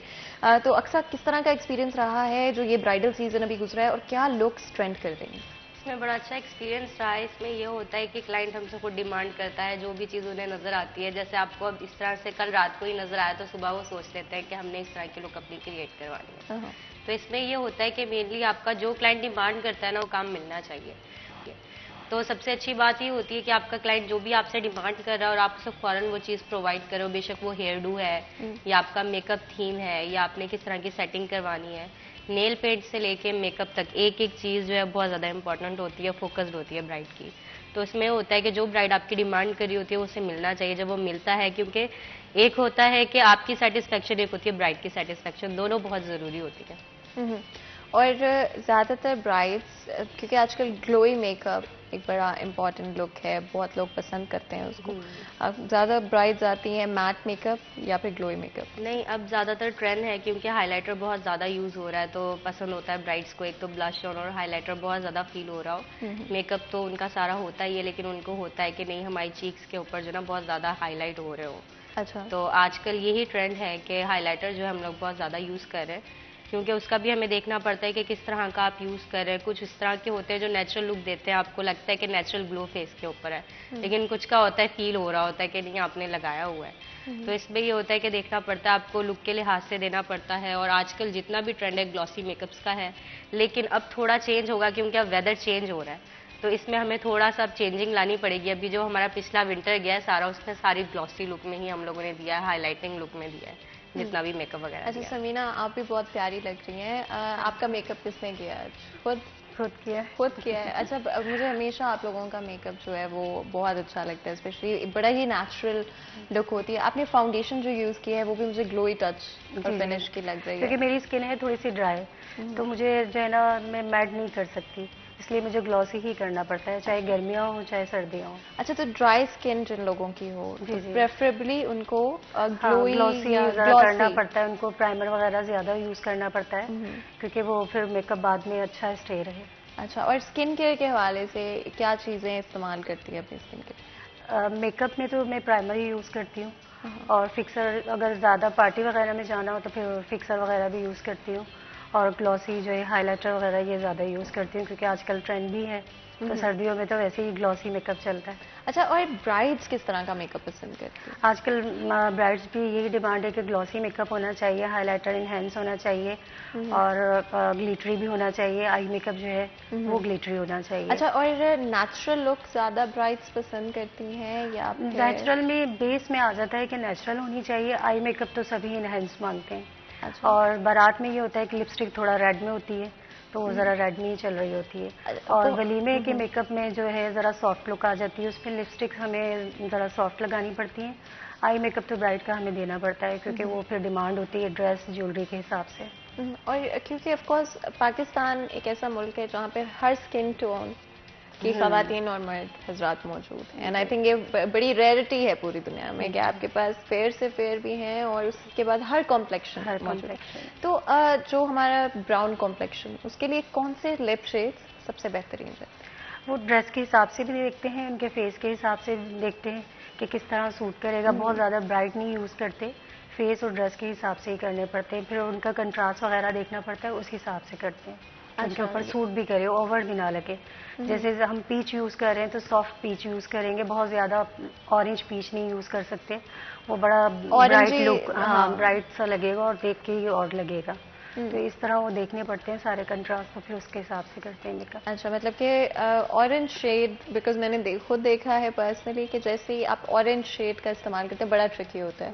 ज़्यादातर वो इतना प्रोमिनेंट यूज़ नहीं कर सकता, हर कोई नहीं। जो कलर्स नियॉन में जाते हैं ना, वो डल कलर्स के ऊपर नहीं यूज़ करते, क्योंकि उसमें ये होता है कि उनका कलर और ज़्यादा डल लगना शुरू हो जाता है, तो उसके लिहाज से हम देखते हैं, हम कोशिश करते हैं कि हम डीप कलर्स यूज़ करें। अगर पिंक है, वो भी लाइटर टोन्स हैं, उसमें भी थोड़े डीप में आते हैं, न्यूड में शेड्स आते हैं, वो अच्छे लगते हैं, लेकिन जो ज़्यादा न्यॉन में चले जाते हैं वो फेस के ऊपर नहीं अच्छे लगते। और अक्सर ये होता है कि आपका कॉम्प्लेक्शन इतना डार्क नहीं भी है तो वो डार्क लगना शुरू हो जाता है। स्पेशली ब्राइड्स की अगर बात करें तो एक तो मेकअप जो उस दिन किया जाता है, आपका बारात है, मेहंदी है, उससे पहले अगर हम देखते हैं 2-2 हफ्ते पहले से ब्राइडल पैकेजेस चल रहे होते हैं, वो अपनी स्किन के और डिफरेंट तरह के फेशियल्स करवा रही होती हैं ब्राइड्स। आप अपनी अगर घर पे रहते हो, आप करना चाहो वही चीज़ें, तो किस तरह से अपनी स्किन को प्रिपेयर कर सकते हो कि कोई पिंपल्स ना हो जाएं लास्ट मिनट, कोई आपके रैशेस ना हो फेस के? इसमें ये है, वैसे तो हम लोग गाइड करते हैं कि 2 मंथ्स पहले ही बुक करवा लें। इसमें ये होता है कि उनको गाइडलाइन अच्छी मिल जाती है। एक आप खुद से कुछ भी कर रहे हैं तो जब आपने इंटरनेट से देख लिया और आप ट्राई करने बैठ गए, ज़रूरी नहीं है कि वो उनके फेस के ऊपर सूट किया था तो आपके फेस के ऊपर भी सूट करे। तो ये हमने बड़ा देखा है। अक्सर ब्राइड्स ने क्या होता है कि जी इंटरनेट से देख के टोटके वगैरह यूज़ करके अक्सर क्या होता है जिसकी स्किन ज़्यादा बेटर होती है वो भी ख़राब हो जाती है। तो ये कहते हैं कि इस तरह से ना करें, आप जो है सजेशन के साथ चलें। अगर आपका जो है ब्यूटिशियन है आपको वो गाइड कर रही है प्रॉपर, उसके लिहाज से चलेंगे तो ज़्यादा बेटर है, क्योंकि ऑप्शंस बहुत ज़्यादा नज़र आ रहे होते हैं इंटरनेट पे, लेकिन आपको ये नहीं पता चल रहा होता कि आपकी स्किन के ऊपर क्या सूट करेगा। रिक्वायरमेंट है खास तौर पे स्किन का भी यही है और हेयर का भी यही सेम प्रॉब्लम है। अच्छा, तो 2 मंथ्स पहले अगर हमारे पास बुकिंग होती है तो उसमें ये होता है कि आपको होम केयर के लिए भी बता दिया जाता है कि आप क्या यूज़ करें, और प्रोफेशनली जो आपने फेशियल लेना है उसका भी बता दिया जाता है कि आपको कितने फेशियल्स की ज़रूरत है, नीड है या नहीं है। तो उसके लिहाज से, क्योंकि उसमें ये होता है कि अगर स्किन के ऊपर कोई प्रॉब्लम भी है ना तो वो 2 मंथ्स में कवर हो जाती है, क्योंकि आपको पता है कि स्किन इतनी सेंसिटिव होती है, उसका इतना इशू होता है कि आप 1 वीक के अंदर या 2 वीक्स के अंदर आपको रिजल्ट नहीं मिलता, आपको एक प्रॉपर टाइम चाहिए होता है उसके लिए। क्योंकि अगर एक्नी का इशू है या स्कार्स वगैरह बने हुए हैं तो वो एक टाइमली वर्क करता है। अगर कोई चीज़ फॉरन वर्क कर रही है तो ऑब्वियसली वो हार्श है, वो आपकी स्किन के लिए सही नहीं है। और तो एक्नी स्कार्स की अक्सर आपने बात की, Samina, acne scars bridal makeup में फुल कवरेज बेस का इस्तेमाल करते हैं या कोई और भी तरीके हैं जिससे कवर अप की जाए? फेशियल्स भी होते हैं, फेशियल भी गाइड करते हैं हम। 2 मंथ्स पहले बुकिंग होती है तो 2-3 सिटिंग फेशियल की हो जाती हैं। एक्नी फेशियल होते हैं, सन ब्लॉक वगैरह उनको रिकमेंड करते हैं, और फिर उसके बाद जो मेकअप में बाकी कुछ बचते हैं जो फिर वो मेकअप में कवर करते हैं। निशान वगैरह जो होते हैं सब मेकअप में कवर हो जाते हैं। उभरी हुई जो एक्नी होती है उसके लिए फिर वो 2 मंथ का तो लाजमी टाइम होना चाहिए कि उसका एक ट्रीटमेंट होता है, वो प्रॉपर ट्रीटमेंट होता है, वो करवाना पड़ता है तो फिर ठीक होते हैं। अक्सर ब्राइड्स का ये होता है ना कि उनके फेस के ऊपर स्कार्स भी होते हैं और एक्नी का भी इशू होता है। अब ये होता है अगर वो थोड़ा टाइम पहले भी बुक करा लेते हैं, अगर बहुत सुअर कंडीशन भी है ना स्किन की, तो स्किन के अंदर जो आपकी एक्नी है, चले आप फेशियल्स वगैरह लेते हैं वो दब जाती है, फिर आहिस्ता आहिस्ता स्कार्स के निशान है वो रिमूव होना शुरू हो जाते हैं। लेकिन अगर आपका ब्राइडल डे आ गया और तब तक नहीं भी कवर हुए निशान, चले आपकी एक्नी बैठ गई, जितने भी निशान है कुछ भी है वो कवरेज जो है ना हम लोग इजीली कर लेते हैं। लेकिन ये होता है कि अगर आपने कोई ट्रीटमेंट ही नहीं लिया, अक्सर आपने देखा होता है स्किन बिल्कुल जो है वो फ्रेश एक्नी जब होती है तो स्किन बहुत ज़्यादा जो है वो ऊपर को भी निकल आती है, जो एक्नी बहुत ज़्यादा आपकी फील हो रही होती है, तो उसमें होता है कि वो आपका इतना कवर नहीं होता, क्योंकि जब एक स्किन आपकी ऊपर उभर आई है तो वो तो नहीं उसके अंदर कवर हो रही। हाँ, स्कार्स जिस भी तरह के होते हैं पिंपल फील होता है, तो कोशिश करते हैं कि वैसे अगर आप 2 दिन पहले भी फेशियल करवाते हो ना तो जो एक्नी आपकी उभरी हुई होती है वो उसके अंदर बहुत कवर अप हो जाती है। इसलिए सजेस्ट किया जाता है कि आप जहाँ से मेकअप ले रहे हैं ना वहीं से आप फेशियल भी लें, क्योंकि उन्होंने आपकी स्किन को उसके लिहाज से ट्रीट करना होता है। आपकी जितनी स्किन तब तक अच्छी हो जाएगी उतनी आपकी बेस जो है वो ग्लो करती है।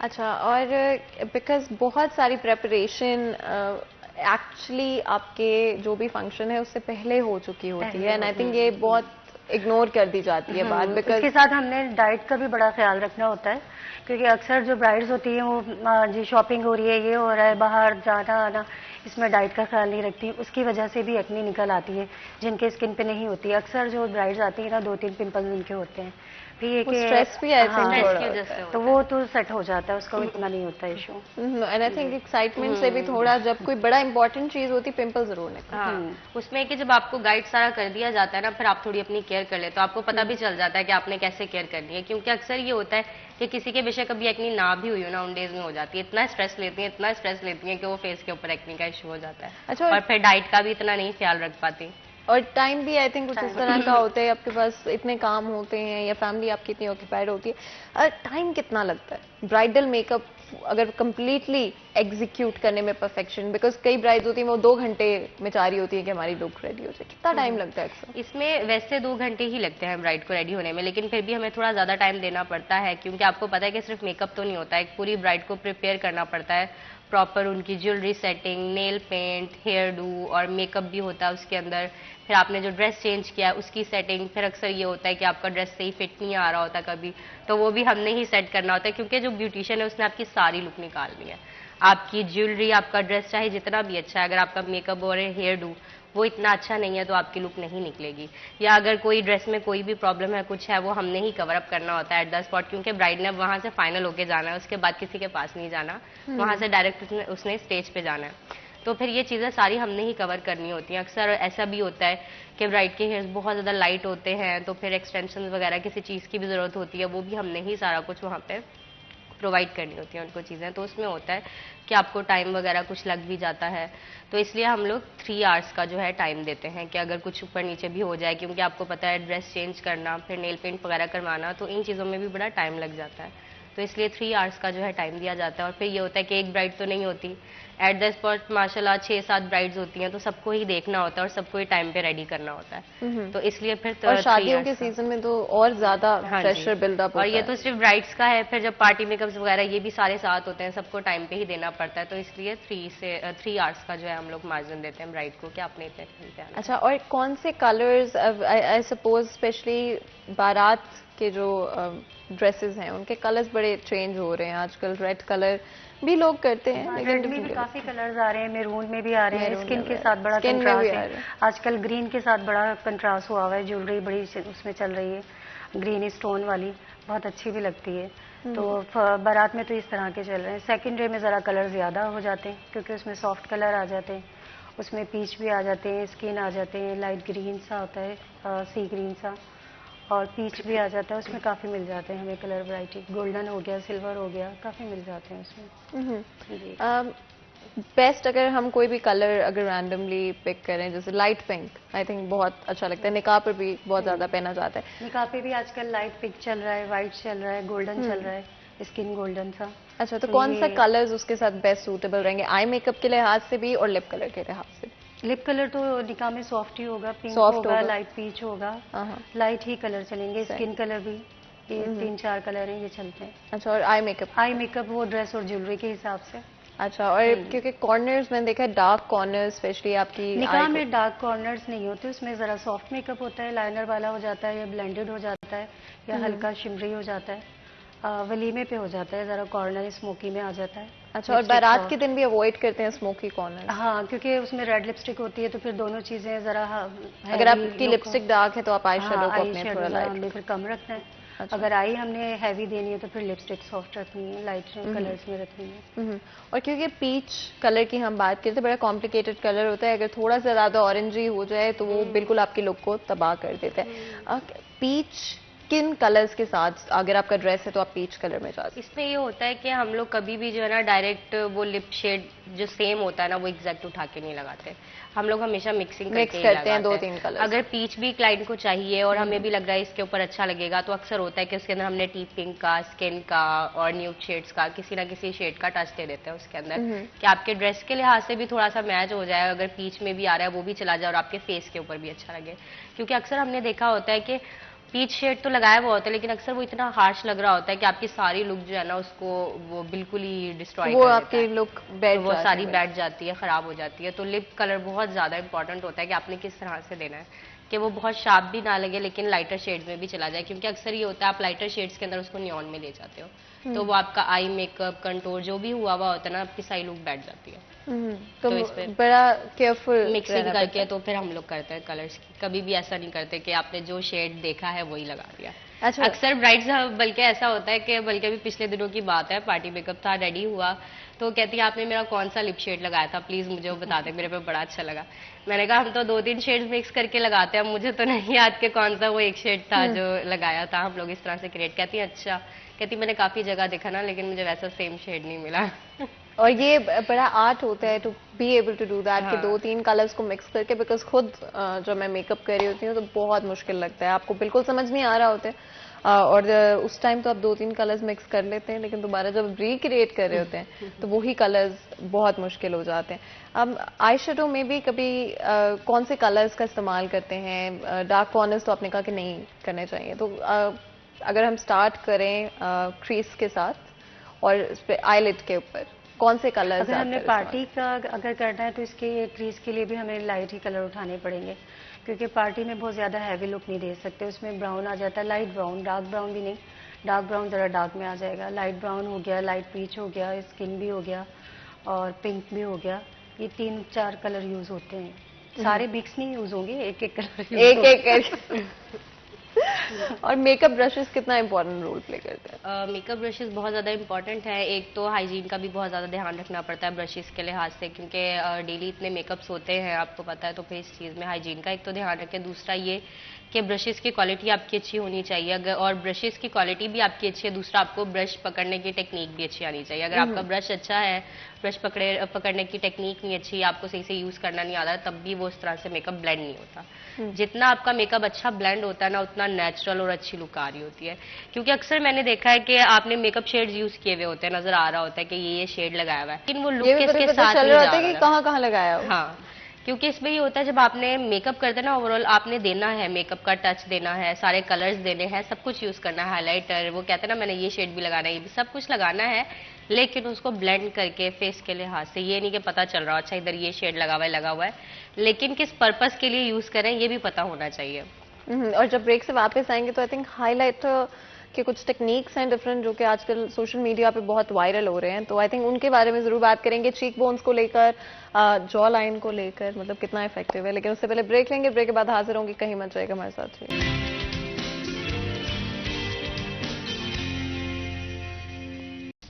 वेलकम बैक सीरियल चैनल में एक दफ़ा फिर आपको खुशामदीद कहते हैं। आपको पता है कि ब्राइड तैयार करना एक बड़ा मुश्किल काम है और using the right colours and shades बहुत इंपॉर्टेंट है। कि किसी की डिफरेंट लुक होती है, डिफरेंट फीचर्स होते हैं, डिफरेंट उनकी एक्सपेक्टेशंस होती हैं अपनी शादी को लेकर, चाहे वो कोई भी फंक्शंस हो, डिफरेंट फंक्शंस के लिए डिफरेंट लुक्स होती हैं। बट आई थिंक हर किसी के लिए, चाहे वो हम फैमिलीज़ की बात करें या फिर जिनकी शादी हो रही है उनकी बात करें, बहुत बड़ा दिन होता है और हर कोई बहुत अच्छा लगना चाहता है। और आज के ज़माने में जहाँ पर तस्वीरें हमेशा के लिए लिव ऑन करती हैं, और कौन नहीं चाहता कि वो अच्छा लगे। और चाहे फिर हम सोशल मीडिया की बात करें या फिर हम इन पर्सन अपनी तस्वीरें जो कि हम अपने लिए यादगार तौर पे रखना चाहते हैं, आई थिंक बड़ा इंपॉर्टेंट दिन होता है और अच्छा लगना सबका हक है। तो हमने सोचा इस काम को आपके लिए थोड़ा सा आसान कर देते हैं। एक दफ़ा फिर मैं इंट्रोडक्शन करा देती हूँ। हमारे साथ हमारे बहुत ही खास मेहमान मौजूद हैं। अक्सा जवाद हमारे साथ मौजूद हैं जो कि समीना सिंघार से बिलोंग करती हैं, और साथ ही साथ समीना अख्तर भी हमारे साथ मौजूद हैं जो कि समीना सिंघार से बिलोंग करती हैं। और आप लोगों की एक नई ब्रांच भी ओपन हो रही है जो कि केनाल रोड फैसल टाउन के नज़दीक मौजूद है, और 2 दिन में ये ब्रांच ओपन हो जाएगी। अपने डिस्कशन की तरफ जल्दी से वापस आ जाते हैं, क्योंकि आई एम श्योर बहुत सारी ब्राइड्स हैं जो कि अपने बड़े दिन को लेकर बड़ी एंग्शियस हैं और चाहती हैं कि अच्छी लगे और प्यारी लगे। हेयर स्टाइल्स के हवाले से अक्सर क्या ट्रेंड्स चल रहे हैं? ओपन हेयर आजकल बड़ी पसंद करती हैं ब्राइड्स, तो ज़्यादातर ओपन की तरफ जाती हैं, उनको होता है कि नहीं टाई करें। इसमें ये होता है कि आजकल आपको पता है ट्रेंड है, 1 दिन का फंक्शन नहीं होता या 2 दिन का फंक्शन नहीं होता। अब आपको पता है स्टार्ट होता है फंक्शन, तो पहले ब्राइडल शावर होता है, फिर बायो होता है, उसके बाद मेहंदी होती है, उसके बाद अक्सर ये होता है कोई मेहंदी से पहले निकाह कर लेते हैं ताकि मेहंदी का जो है वो फंक्शन एक साथ आप कर सकें, बड़ा अच्छा सा जो है उसको क्रिएट कर लेते हैं। तो सारी लुक्स बेटर करती है कि आपने किस दिन क्या लुक देनी है। तो कुछ डेज इस तरह से होता है कि ओपन हेयर डूबे रखते हैं, कुछ दिन जो है हम लोग टाइडी लुक में दे देते हैं। और ओपन हेयर्स में भी अगर रखते हैं तो उसमें भी बड़ी वैरायटी होती है, ये नहीं कि आपने एक दिन ओपन रख लिए तो आप दूसरे दिन ओपन ही कर सकते हैं अपने हेयर्स। तो उसमें भी होता है कि बड़ी वैरायटी दी गई होती है कि आपने अगर 3 डेज भी ओपन हेयर्स में रख रहे हैं तो उसमें लुक चेंज आनी चाहिए। क्लाइंट को अक्सर ऐसा लग रहा होता है कि उन्होंने मिड मांग अक्सर निकाली होती है ना, तो हम कहते हैं मिड हेयर्स में आपका हेयर डू करते हैं ना, कहते हैं नहीं मिड हेयर्स में नहीं कीजिएगा, मुझ पर बिल्कुल सूट नहीं करता। ये एक्चुअली मिड हेयर्स वाला एक बड़ा कॉम्प्लिकेटेड मामला है जो कि मैंने खुद भी पर्सनल एक्सपीरियंस किया हुआ है। हमारे साथ एक कॉलर मौजूद है गोजरा से, उनसे बात करते हैं। अस्सलाम वालेकुम जी। वालेकुम सलाम जी, कैसी हैं आप? ठीक ठाक। अभी ये शादियों का सीजन जा रहा है तो मुझे एक बड़ी सी डिफिकल्ट सा क्वेश्चन है मेरा। जी पूछें। एक जो बेस होती है, फेस बेस जो लगाते हैं वो स्किन पे जम जाती है। अच्छा। ये जो मौसम है, मौसम के लिहाज से कौन सी बेस इस्तेमाल करनी चाहिए, या फिर ये जो बेस जमे ना फेस पे? अच्छा, आप किसी फंक्शन के लिए तैयारी कर रही हैं या वैसे? जी, शादी इवेंट के लिए, पार्टी मेकअप भी हो या ब्राइडल बेस भी हो, तो वो जो हमें सेट करनी पड़ती है फेस पे, उसके लिए बड़ी प्रॉब्लम हो जाती है जो वो जम जाती है। अच्छा जी, बड़ा इंपॉर्टेंट सवाल है, बहुत बहुत शुक्रिया कॉल करने के लिए। और हमारी कॉलर का सवाल आपने सुना अक्सर, बड़ा इंपॉर्टेंट सवाल है। ये जो स्टिक कर जाती है आपकी फेस, इसमें ये होता है अक्सर क्लाइंट क्या करता है कि मेकअप करने से पहले प्राइमर नहीं यूज करता। जब आप प्राइमर नहीं यूज करते, फिर आपने एक तो देखना होता है कि आपकी स्किन का टेक्सचर ड्राई है या फिर जो है ऑयली है। और इसमें प्री स्किन केयर भी आ जाती है। हाँ, प्री स्किन केयर भी आ जाती है, वो तो बहुत ज्यादा इंपॉर्टेंट है। मैंने पहले ही बोला, चाहे वो ब्राइड है चाहे पार्टी मेकअप है, क्योंकि देखिए स्किन को आप जो है नीड है केयर की। एक आप डेली जा रहे हैं, बाहर जा रहे हैं, अब आपने फेस के ऊपर मेकअप वगैरह करवाना है, पोर्स आपके ओपन हो जाते हैं, डस्ट होती है उसके अंदर, तो आपकी स्किन जितनी नीट होती है उतनी आपकी बेस अच्छी बनती है। अक्सर ये होता है आपकी स्किन बहुत ज़्यादा ड्राई हुई भी होती है या बहुत नीट नहीं होती, पोर्स वगैरह आपके ओपन होते हैं, बहुत ज़्यादा पोर्स फील हो रहे होते हैं, तो होता है। और आपने अगर सही से बेस अप्लाई नहीं की, उससे पहले आपने प्राइमर यूज़ नहीं किया, तो अक्सर ये होता है कि आप जहाँ बेस लगाते हैं तो कुछ जगह जहाँ से आपकी स्किन बहुत ज़्यादा डैमेज हुई होती है वहाँ आपकी बेस वहीं पे स्टक कर जाती है और ऐसा लग रहा होता है कि ये इधर इधर बेस जो है ना, जिस तरह वो कह रही हैं कि इस तरह से फील होता है कि जो ना वहीं पे जम गई है। तो इसमें ये होता है कि तो स्किन केयर बहुत ज़्यादा इंपॉर्टेंट है। फेशियल आप जो है लाजमी लें, अगर कोई फंक्शन वगैरह आ रहा है ना, एक बार स्किन को आप नीट करवा लें, 2 नहीं ले सकते, 1 ले लें। उसमें क्या होगा, स्किन का आपकी बैलेंस टोन में आ जाएगी और प्रिपेयर हो जाएगी मेकअप के लिए। जब आपकी स्किन मेकअप के लिए प्रिपेयर हो गई तो आप पहले प्राइमर यूज़ करें, प्राइमर के बाद आप बेस अप्लाई करें। प्राइमर के बाद फिर आपने ये देखना आपकी स्किन टोन क्या है, ड्राई है, ऑयली है। अगर ऑयली है तो आप जो है स्टिक वगैरह और जो है इस तरह की बेस यूज़ कर सकते हैं, पाउडर साथ में यूज़ कर सकते हैं, कॉम्पैक्ट पाउडर। अगर आपकी स्किन ड्राई है, ड्राई अगर आपकी स्किन है तो उसके ऊपर आप सिर्फ स्टिक वगैरह या इस तरह की चीज़ ना यूज़ करें। इस तरह की चीज़ें यूज़ करेंगे ना, वो जहाँ जहाँ स्टक ज़्यादा लगेगी ना वो उधर ही स्टक हो जाएगी। तो उसमें आप लिक्विड बेस लाजमी मिक्स करें। जब आप लिक्विड बेस मिक्स करते हैं ना, वो बड़ी अच्छी ब्लेंड होती है और वो फील नहीं हो रहा होता कि बेस लगी हुई है या कहीं ज़्यादा लगी है, कहीं कम लगी हुई है। तो लिक्विड बेस का आप यूज़ करें उसके अंदर, और वो भी थोड़ी अच्छी क्वालिटी का, और ब्लेंड उससे अच्छे से करें तो कभी इस तरह का इशू नहीं आएगा। और क्योंकि अब फाउंडेशन पे बात आ ही गई है, मेरा एक पर्सनल एक इशू रहा है हमेशा कि मुझे कभी भी अपनी शेड की, एग्जैक्ट शेड की फाउंडेशन नहीं मिली।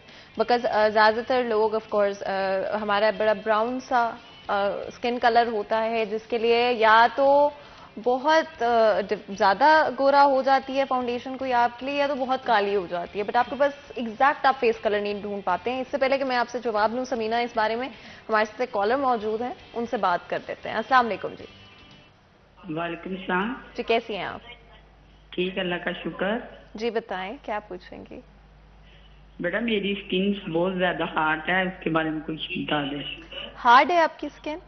जी जी, बहुत ज्यादा। अच्छा, और कोई अंडरलाइंग हेल्थ इश्यूज तो नहीं है जिसकी वजह से स्किन? नहीं नहीं, वो कोई मसला नहीं है। ठीक हो गया। बहुत बहुत शुक्रिया कॉल करने का, और बड़ा ही इंपॉर्टेंट सवाल। इसका पहले अगर आप समीना जवाब दें, वो कह रही है मेरी स्किन बड़ी हार्ड है, इसके लिए क्या आप सोल्यूशन हो सकते हैं? स्किन की जो है हमें एज के हिसाब से भी करनी चाहिए केयर।